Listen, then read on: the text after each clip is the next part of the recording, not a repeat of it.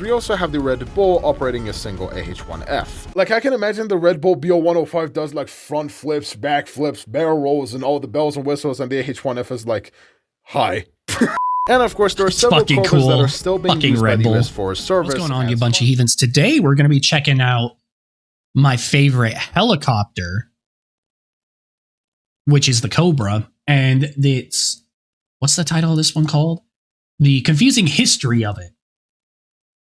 Which, honestly, I know vague history about it, but not a whole bunch, so this should be interesting. Let's jump into it. The AH-1 Cobras are absolute fascinating helicopters that sparked a revolution in the helicopter industry, and the legacy of this helicopter is still used to this day. But how did they do it? And what events made this helicopter one of the most famous rotary aircrafts in the world? And what is its history with a foreign market? Hello, ladies and gentlemen, my name is Dickinson. Abdelaziz. Actually, the only fucking, I actually don't know many exporters for the H1, for the Cobra. The one country that I know did use it for a time, I don't know if they're still technically in use with the country, is Japan. I know Japan used it. Which one was it? Was the which variant was it? I can't remember that variant they used, but they did I know Japan did use a variant of it at one point. And welcome back to another historical video. Today, we will be having a look at the AH-1 Cobra.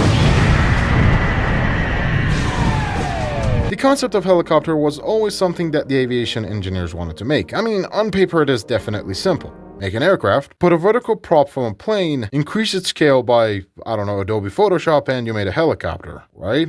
Right? However, engineers did have a lot of problems integrating it with the armies at that time. The early helicopters compared to the aircrafts were complex, and nobody really understood the advantages and disadvantages of the rotary aircraft compared to the fixed wing, and if they did, they really didn't give it an opportunity. And even if they did, it was more of a gimmick than anything else. I mean, let's be honest, helicopters like these barely even lifted themselves up, let alone cargo or people, until the Cold War and the start of the Korean conflict. During the Korean War, the helicopters were widely used as reconnaissance and evacuation of the wounded soldiers. At that time, this gave a lot of reputation to the helicopters, where the Pentagon did saw an incredible opportunity. And of course, the cheap bastards that we would like to call the Soviet officers and officials, who also all of a sudden got an interest in the helicopters because it was useful on the American side. Like, I love how nobody gave a single shit about Mikhail Leontovich Mil. It was only when the Americans used the helicopters and you guys just did not want it to fall out of the Cold War competition. And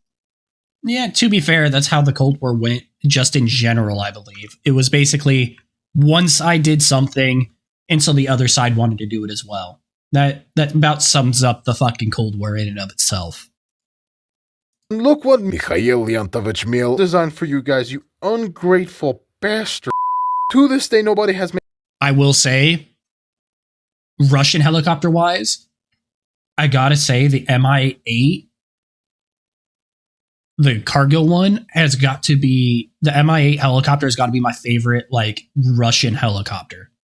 I don't know why. Like, the Cobra, for attack, it's the, which helicopter would I even say is, like, my favorite attack helicopter for the Russians? Probably the Super Hind, I guess. I'm not the biggest fan of the Black Shark nowadays. It is cool that because of its rotor, you don't have to have a tail. If the tail gets broken off, you can still fly it. That is pretty cool. But I will say, I think it's like the Hind. It's my favorite. It's kind of like how when it comes to the US, the Cobra is my favorite attack helicopter, but my favorite support helicopter, utility helicopter, is the Chinook. I don't know why. It's probably, honestly, probably from the 2011 Medal of Honor game, when you use Chinooks in it. I don't know why, but the Chinook just scratches an itch in my brain, kind of like the F-18 does. And I just love them. I really do. Made a single helicopter that is rivaling the Mi-24. The closest that we got is an MH-60. The Russian helicopter's history deserves that. Don't diss the MH-60. MH-60 is pretty fucking nice. Okay, I'm pretty sure an MX, maybe not the. I know it wasn't a Hind. It was a fucking MI8. I know, but the MH60 hasn't killed any fucking diplomats, huh? Of its own country. You know? Who was that? Iran, I want to say, where their helicopter crashed in the mountains. But if we're talking like troop transport type shit, again, I prefer the Huey. Must be because my brother loved the Marines, so I do as well. So the Marine Hueys, I believe, are like I prefer over the Black Hawk. Kind of like how I also like the Sea Knight over the Black Hawk. Or yeah, was it the Sea Knight? Or was that the Chinook variant? Whatever. I also like the fucking Super Stallion.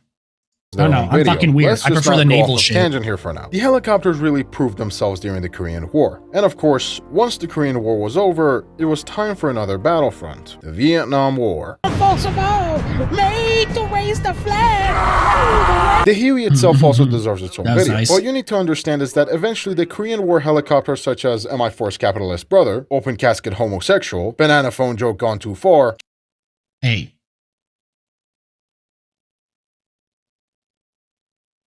This one is pretty cool. I know the NV. I was about to say the NV8. No, it's the South Vietnam people who were with the US use these quite a bit. I forget what they were called. Those are cool. The predecessor to the Chinook, I want to say, or at least that's what I would call it because that's what it looks like. I don't think I've actually seen any media with these. And I don't know what this one is. Giant from Clash of Clans and oh my god, Jesus Christ, that were used during the Cold War were getting quite complex and they were really underpowered for what they were doing. So as usual, the US Army started a competition based off of those requirements. Several designs showed up, the finalists were chosen, and let me go back. Started a competition based off of those requirements. Okay. Yep, the Huey. Don't know this. This looks vague. And was this? This can't be around. This is a newer fucking thing, but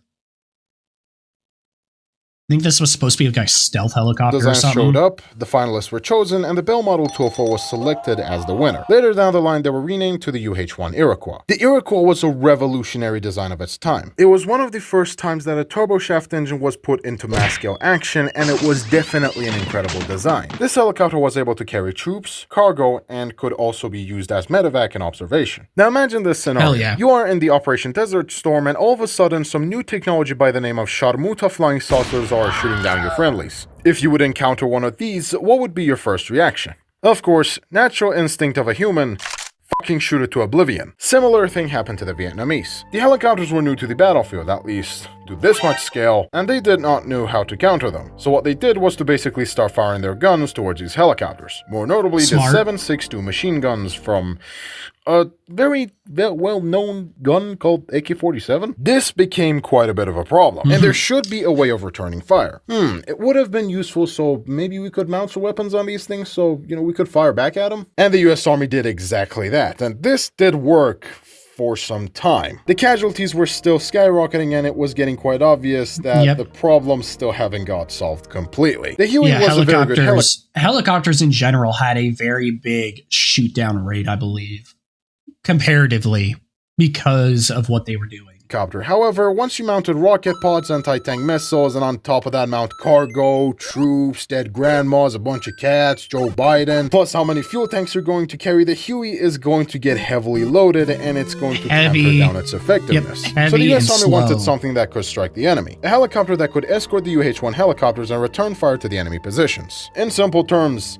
a dedicated gunship. This sparked quite a bit of debate between the US Army and the US Air Force. The USAF believed that the Air Force must have all the offensive airborne vehicles and close air support, while the Army should only have the transport helicopters and must be escorted by the US Air Force. On the other side of the aisle, the US Army... Which is funny, because does the Air Force... Now I gotta look this up. I was about to say, I don't think the Air Force uses any attack helicopters right now. Yeah, let's look at the Apache. It'd be the Apache because I believe the what are they called? Fuck, I'm trying to remember what they were fucking called. Cobras, I believe, are only used by the Marine Corps. Army, no, so they don't. I don't think they do. Let's U.S. Air Force helicopters. I think they use the NH-60. Okay, so they use the Black Hawk and the Huey. Do they? Okay, guess they do use the 64, UH-64. US act. Yeah, let's look at active. Let's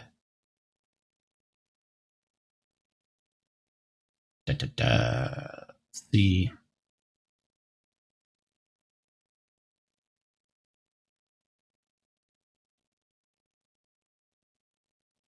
No.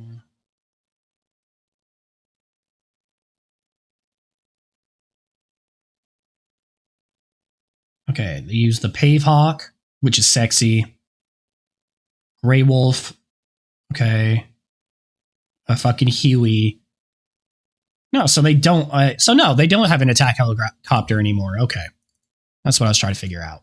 Army believe that the Air Force is not taking the role of the close air support too seriously, and the 1 hour wait time for an air support call is way too long, and rightfully so. During this 1 hour, a lot of things can happen, and I'm not even going to talk about how back in the days people used to spot enemies with binoculars from, hundreds of thousands of meters away while being in the cockpit check of an F4 Phantom. Just simply hop into War Thunder Ground Sim and try to guess which tank is friendly or not. Like, seriously. And yeah, the US Army was having none of that. They needed something that they could escort the Hueys. So they started a program by the name of Advanced Aerial Fire Support System, or AAFSS, aka for fuck's sake. The program itself sparked quite interesting helicopters. 2 final designs were chosen. One was Sikorsky, and the other one was the Lockheed with the AH-56 Cheyenne. Eventually, the Cheyenne won the competition. But this was not the end, as Cheyenne ended up as a very expensive and complicated project, and Lockheed itself barely even had experience with rotary aircraft anyway, and it might have some difficulties, so they canceled the entire project. And now we're back at step 1. What do we do? Well, the US Army reevaluated a lot of things. The casualties were getting more and more problematic, so they wanted something based off of the helicopters that were already available. Something that can be used during the Vietnam War. Not 5 years later, not 10 years later, just now. So they sent a request for 5 different companies for a quick response, and each company came with its own submission. The submissions include Boeing Vertol ACH-47A, Kaman HH-2C Tomahawk, Piasecki 16H Pathfinder, Sikorsky S-61, and the Bell Model 209. Let's start analyzing each and every single one of these helicopters. The first helicopter is basically a Chinook. It is definitely a well-known helicopter to the US Army. But here's the problem. Remove the first A from the name of the submission. This thing is a cargo helicopter. Yes, they may be fast, they may have enough power to carry out, a lot of armaments, but at the end of the day, it was just a Chinook. I mean, it was pretty much similar concept as arming the Hueys, with the difference being that it had its own issues. Up next, we have the Kaman HH-2C Tomahawk. This helicopter was used as a submarine warfare by the US Navy. It was fast and decently sized for what it was. However, for the US Army, it didn't spark a lot of familiarity when it came to this submission. Don't get me wrong, it was a good aircraft, but it wasn't something that the US Army wanted. Again, it wasn't what the Army needed at the time. Submission. The S-61 was the commercial version of the SH-3 Sea King. If this competition was for the US Navy, I think the S-61 Sea King and the Kaman Tomahawk would have had a great head-to-head competition. And then you have the Piasecki submission. It was a somewhat acceptable project, but it was one submission that instantly stole the US Army's interest from the rest. Introducing the Bell Model 209. Bell. I used to live very near one of Bell's manufacturing plants, which was super fucking cool. So I always got to see all their fucking helicopters and shit. That was super cool. Like Ospreys and their helicopters. I used to live near their manufacturing plant in Amarillo down in Texas. I don't live there anymore, but I used to live near it. So anytime we went to Amarillo, it was like a 2-hour drive there, got to check it out. It was pretty fucking cool to see.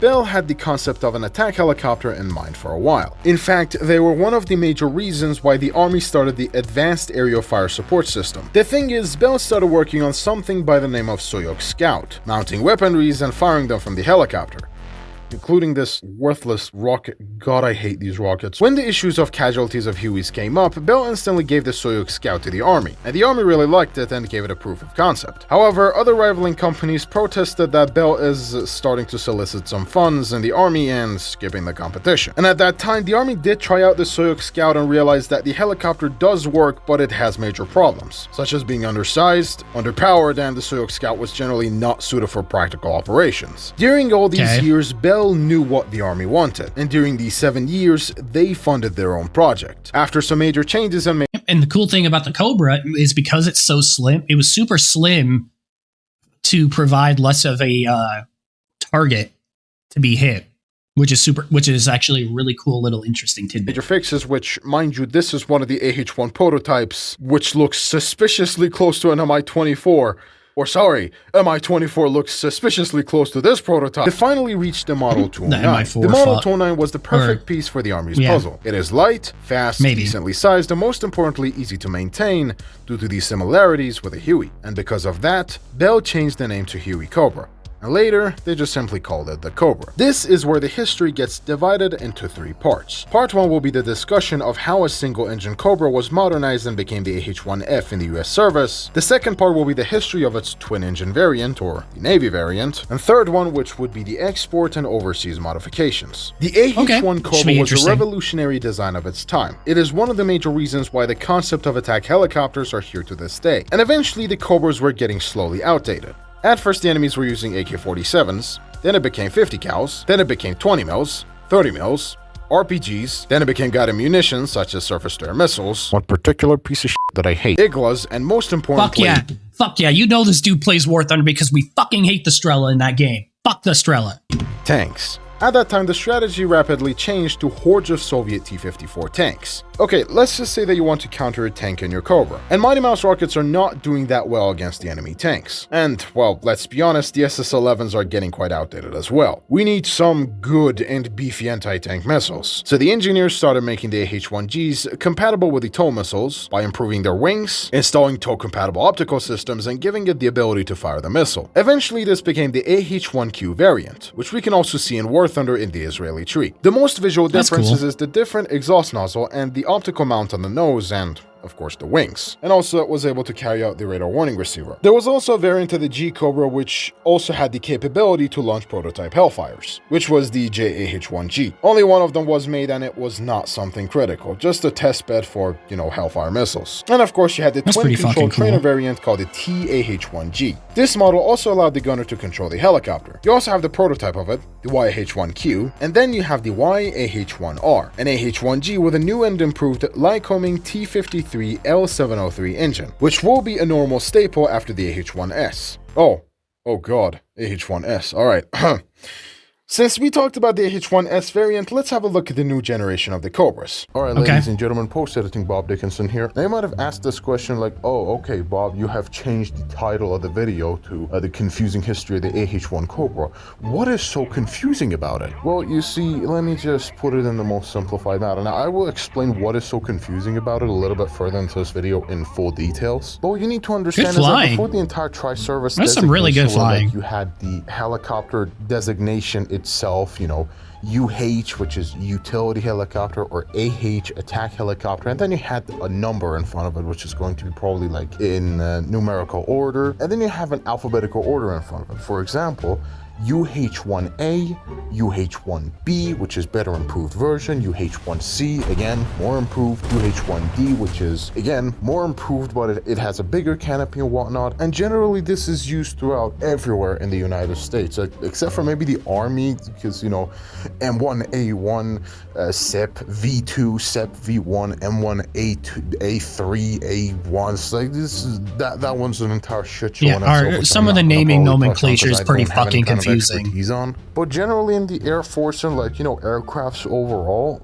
they have this type of naming system. Things such as F-16A, B, C, D, E, or same thing with the F-15 or even the F-18, or I mean, why do we have to go really that further? AH-64, you have the A, B, C, and D, and then became the E-Guardian. Now, the Tri-Service designation itself is quite amazing. However, some vehicles got stuck and got a little bit confusing with regards to their naming system, and AH-1 was one of them. A, B, C, D, E, F, G. No, hell no. We start with a G, then we go with the Q, then we go with the M, then we go with the fucking P, and hey, you know what? Oh, Jesus, what a fucking shit show. Let's just go out with E all of a sudden, and then go with the F, like...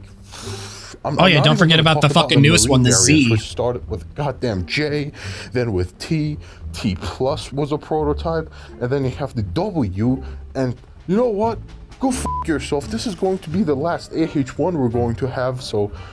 God. AH-1Z. Like, do you get what is the goddamn confusing part? Now, it was that's incredibly fucking confusing at the beginning, but then I researched it a little bit more and I just realized that, hey, it's... The naming system on the surface is confusing, but then I looked at it and it all made sense. Let's just go a little bit further into this video so we could understand what the hell is happening here. Okay, so the AH-1S was the next upgrade to the AH-1Q. The old Cobra was getting quite heavy.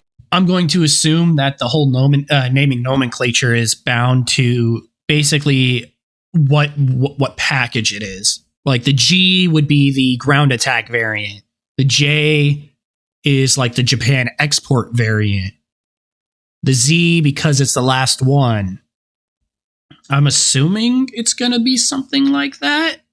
And with all I would the hope it's something, at least some concept of, so they installed a new and that kind of shit. Lycoming T-53L703, a new rocket firing management system, wide variety of improvements towards the fire control system, aka the famous quote of mine, it has CCIP on all of its weapons, and of course the ability to install the upgraded tow missiles and new camera systems for guiding it. The original Cobra until now had to use the turret that had two choices of weaponry. The first one was a 40mm grenade launcher and the second one was an M134 minigun. And now this time, the entire gun system was replaced with a 20mm M197 gun, which, fun fact, believe it or not, this cannon is based off of the M61 Vulcan. Now, this is the part where things get sexy. A little bit confusing. If you haven't noticed already, there are two types of cockpits with different types of canopies. You have this open white canopy, which appears to be made out of plexiglass, and then you have the flat plate glass cockpit. The US Army from the AH-1S and above started using this cockpit, while the US Marines kept using the normal cockpit to this day. And don't worry about it, the Marine Cobras themselves deserve their own segment. The first production S variants of the Cobra were AH-1Gs upgraded to be the standards of the S model, which is one of the major reasons why some S variants of the Cobra still have the open canopy design of the AH-1G. These were called the AH-1 Mod S. After this, the other Cobras were called the AH-1 Prod,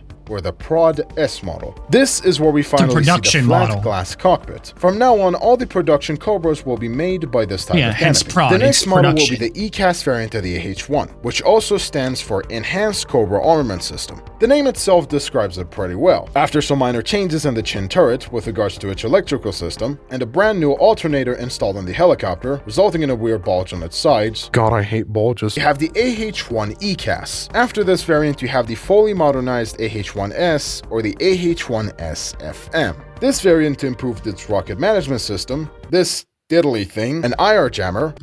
What'd that say? It went by a little too quickly. Have the fully modernized AH-1S or the AH-1S FM. This variant improved its rocket management system, this diddly. I was gonna say, I was pretty sure. First, I originally thought it was supposed to be some like aiming system, but then I was like, oh no, I think it's like it's for air pressure and shit. Can you be used as a GoPro mount? That's fucking funny. Thing, an IR jammer, a laser rangefinder, another big bulge which is supposed to be a radar jammer, and in some very rare occasions, thermal equipment installed on the camera site. There was also a variant called the Bell Model 249, which was an experimental version with a 4-blade, fully articulated rotary system, better engine which includes the General Electric T700, and the ability to use Hellfire missiles. This eventually found its way to Germany, but we'll talk about that later. Now, all this naming scheme of the AH-1S and Mod S and Prod S and all these kind of stuff were getting quite complicated, so they changed their names accordingly. The AH-1 Mod S became the AH-1M, the AH-1 Prod S became the AH-1P, the AH-1 ECAS became the AH-1E, and the AH-1 SFM became the AH-1F. This was the general history of the variants of the Cobra that was used by the United States. That is actually a very nice reason for the nomenclature. They were all subsets of a different one. Like what was it? Come on. How far back do I need to go? I didn't think I was on here very long. Yeah, they were all subsets of the AH-1S, but all different subgenres or subproductions of it. So let's rename everything to determine what they actually are, because the S is like the main version.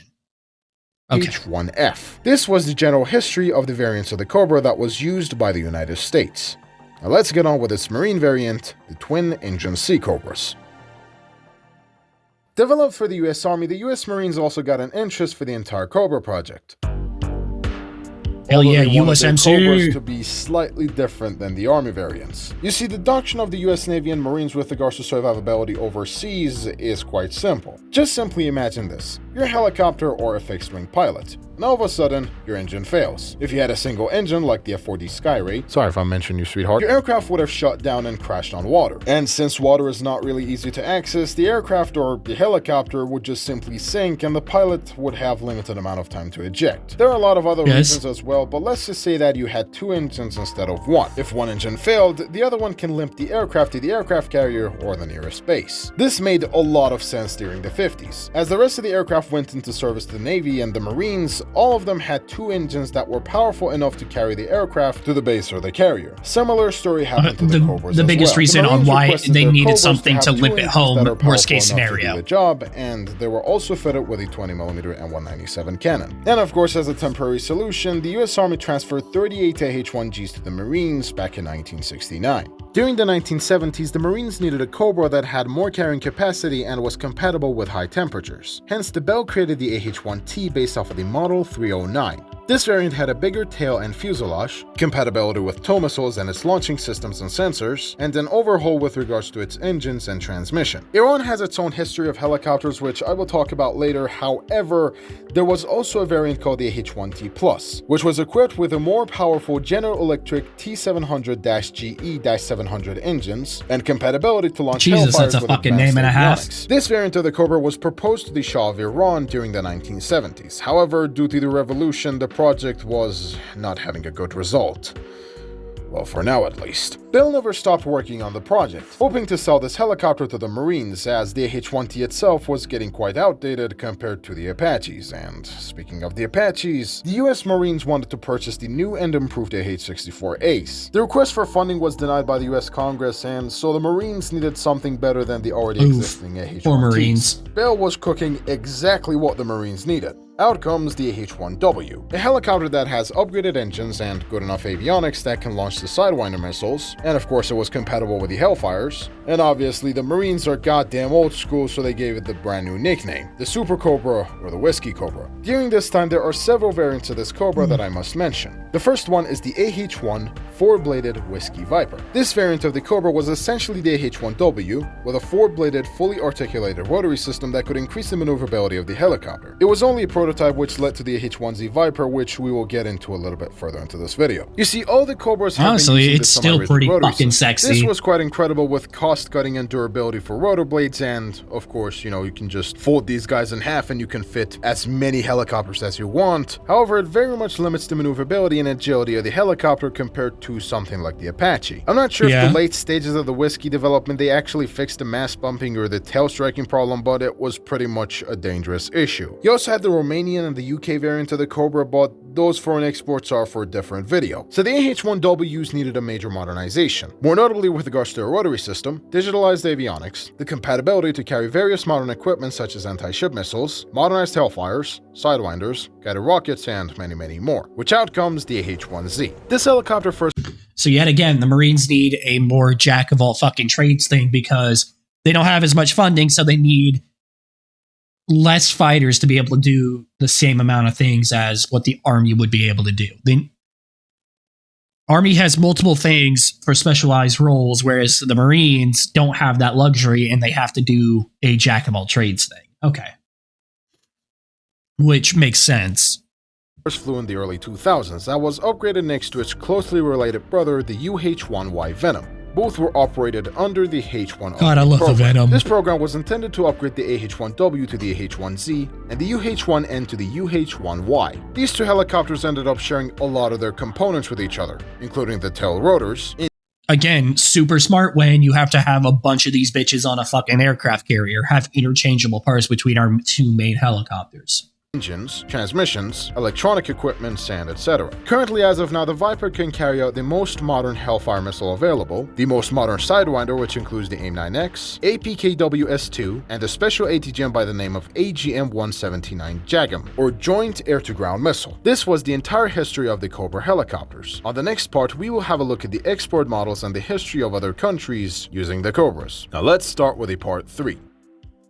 In the previous section, we had to take a look at the AH-1 Cobra and the variants that it had, and in this section, we're going to have a look at the foreign countries using this helicopter and their history. Let's start from the first Cobra consumer and the nation that I'm not supposed to mention due to my safety, but fine, let's just say Israel or Palestine or Holy Land, I would assume. But anyway, Israel whatever the started fuck you want to call it. A couple of AH-1Gs used for suppressing a couple of tiny uprisings and suppressing the fire of the enemy trenches. Later down the line, the AH-1Gs were upgraded to the Q variant for the sake of anti-tank quick response. And in the 1982 war against Lebanon, it was incredibly effective at destroying Syrian tanks. Eventually, after some time, they got upgraded until they opted to replace them with the Apaches and UAVs in 2013. Yeah, because this is actually pretty interesting because I don't know any of the history of really any of the main history of any of like the equipment and whatnot in for like foreign war usage for US export models for anything really. Other than I don't remember which war it was with Israel, but Israel did fucking work with the F-15 export. That's like the only one I know. And at the end, Israel transferred 16 of its Cobras to the Royal Jordanian Air Force. Fun fact, the Israeli Zefad-D/E has the capability to fire the spike missiles. The good spike missiles. Japan was also one of the major US customers when it came to the Cobras. Since the 1984 interesting year, all the way up to 2000s, the Japanese have received several AH-1S variants which were modernized enough to be counted as an AH-1F. In 2010, Japan has specified that they're replacing the age-old Cobras with a helicopter optimized for marine use, and able to operate from airstrips and sea bases. However, in 2022, they're planning to replace 47 of them with UAVs. Jordan has obtained plenty of AH-1Fs in the late 1980s I actually didn't know and that. 2001. And of course, they have to transfer 16 of those helicopters to Pakistan under the US-sponsored support program for Pakistan. On the other hand, they received 16 other Cobras from Israel to increase the border security, with the Islamic State being an absolute pain in the ass for both of their countries. The Turkish Cobras, of course, are definitely something that we can take a look at. Not only they have plenty of Trainer P variants of the Cobra, which can be upgraded to the F standard, but also they have plenty of AH-1W Super Cobras, which of course the United States did not want to sell the Cobras to them because of Clinton administration rejecting the request. Oh, God. Alex Jones in Sodomy wants to scream. Anyways, Turks used the Cobras as you would expect, using the tourist ice cream tricks, but instead of an ice cream giving to a child, it's an air-to-ground missile shot on the Turkish separatists. Apparently, Kenya and South Korea and Thailand also acquired the Cobras, with Spain also having the early AH-1G variant. Pakistan itself purchased AH-1S gunships from the United States, which later down the line they installed the C-Night thermal optical systems on them. Of course, they received a bunch of AH-1F Cobras from Jordan, and their fleet is slowly getting outdated. And right now, they're seeking to purchase new helicopters. The AH-1Cs and AH-64s are out of the shopping list because the United States has rejected the request, and currently they're looking towards the Turkish T-129, the Chinese Z-10, and the Russian Mi-35. As recent as 2015, Russia has approved the sale of the Mi-35Ms to Pakistan, and of course, if you haven't noticed it already. And on the other side, the Chinese Z-10... Yep. The real question is, will Russia be able to actually fulfill that promise? Because they have an issue with fulfilling production quantities for other countries. Like, look at India. India bought a couple warships off of them, and Russia was supposed to upgrade them for a bunch of money that India definitely overpaid for. But India still has yet to fucking receive them, even after, like, fuck, when were they supposed to receive? They were supposed to receive it in like 2018, I want to say. Then it got pushed back to 2020, and then 24, I believe, again. But they overpaid a shitload for them at the time. Is getting they still haven't gotten them as well, which, mind you, it has a radar. Jordan also offered 4 helicopters to Philippines for counterterrorism. However, the offer was reduced to 2 Philippines. Why do we have terrorists in the Philippines?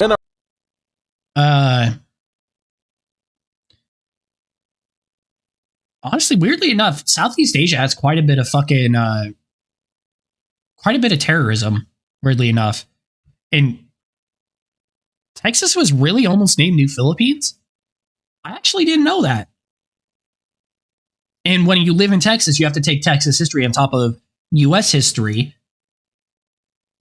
So I actually didn't know that. That's interesting. And of course, one day someone by the name of Bob Dickinson will eventually go and purchase one soon, if they don't already sell them. Speaking of civilians operating the helicopters, we also have the Red Bull operating a single AH-1F. Like, I can imagine the Red Bull BO-105 does like front flips, back flips, barrel rolls, and all the bells and whistles, and the AH-1F is like, hi. And of course, there are several Cobras that are still being used by the US Forest Service as Firewatch Cobras, mounted with thermals for obvious reasons, which were retired in October 2021. Believe it or not, the Floridan Division of Forestry also acquired several Cobras from the US Army, and they have a fire hose. That's the fuck. God, that Gaijin, when? Believe it or not, Germany also considered purchasing the Cobra helicopter as well, although it was one of the most interesting variants of it. Okay, now I'm gonna go off script here. This is the model that Germany considered purchasing. Like, look at this. It looks cursed. First off, you have the target acquisition from the AH-64, and then you have 4-bladed rotary system, which is, it feels so out of place. It just makes me feel uncomfortable. Oh, and kind of, but it also kind of supposed to be carrying out A-92 Stingers on the internal. It also kind of looks pretty fucking cool. Pylons and hot Wait, really? freeze. Jesus Christ. Bahrain, of course, operates a bunch Seems of variants of the based. Cobra, which includes the AH-1E, AH-1Z, and the Trainer P variants. In 1984, Taiwan announced that the MBBBO-105 and the MD-500 helicopters are getting replaced by the AH-1W Super Cobras. They only received 42 of them, and then later they received additional 21 Super Cobras. And then in 2010, Taiwan began supplementing the Super Cobras with AH-64Es, and the AH-1Ws are still in service in Taiwan. And finally, Iran. Iran purchased 280. Dude, am I gonna have to get the fucking skin, the Red Bull skin for that fucking helicopter? So I'm pretty sure I have. Yeah, I have this helicopter unlocked. I'm gonna have to get the fucking Red Bull skin for it because that's fucking cool. That's honestly kind of a fucking vibe. I'm gonna have to get that. Fuck me. Just 287 improved AH-1Js by the name of AH-1J International. These Cobras had the Pratt & Whitney T400 engines. Now, these AH-1Js had 2 models, the non-tow and the tow-compatible variants. Out of all of these Cobras, only 62 of them had the capability to launch tow missiles. During the Iran-Iraq War, these helicopters were insanely useful to the Iranian army. However, by the 1990s, these helicopters were completely grounded due to the lack of parts. So they decided to bring back these aircrafts to the sky. So in 1996, they started working on Tufan, or Typhoon. This one was pretty much reverse engineered and made compatible to the Iranian-made parts. This project was revealed in 2010, and eventually these helicopters were upgraded to be compatible with modernized equipment, which includes multifunctional displays, a brand new camera system, and both normal and infrared, and the helmet-mounted sighting system.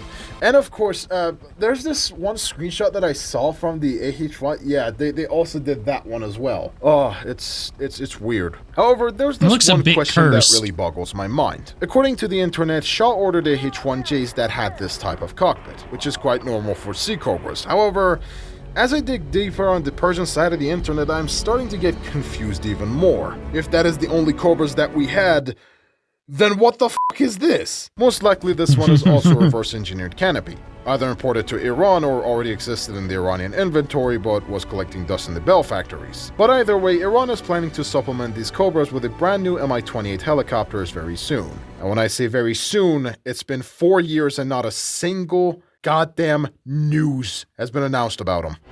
Like I said, hard time actually getting A single that spark shit in the out. right place started a revolution in the helicopter design industry.